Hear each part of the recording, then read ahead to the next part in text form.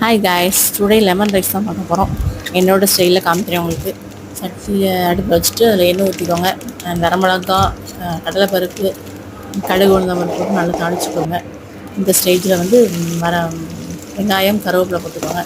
Lemon rice தெரியாது, அதை எப்படி சொல்கிறீங்கன்னு நினைக்காதீங்க. நான் எப்படி செஞ்சுருக்கேன்னு உங்கள்கிட்ட ஷேர் பண்ணலான்னு அதனால் காமிக்கிறேன். அப்புறம் இந்த ஸ்டேஜில் பெருங்காயத்தூள், மஞ்சத்தூள் ஜஸ்ட்டாக போட்டுக்கோங்க. ரொம்ப லைட்டாக தான் இருந்துச்சு, எல்லோ கலரில். அப்புறம் உப்பு போட்டுக்கோங்க. அப்புறம் இஞ்சி பூண்டு பேஸ்ட் தான் போடுவாங்க. ஊருக்கு போடுறதுனால அரைச்சி வைக்கலை, அப்படி இல்லை. அது கூட அந்த டேஸ்ட் கொடுக்கும். அதனால் லெமனை தனியாக பொழிஞ்சு வச்சுங்க. அதில் வடிகட்டி ஊற்றி சின்ன கொட்டையாக இருந்துச்சு. அப்புறம் அந்த லெமன்லேயே கொஞ்சம் ஒட்டி புளிப்பு இருக்கும், அதனால் அதையும் கொஞ்சம் தண்ணி ஊற்றி நல்லா கழுவி அதையும் ஊற்றியாச்சு. அது ஊற்றிக்கோங்க.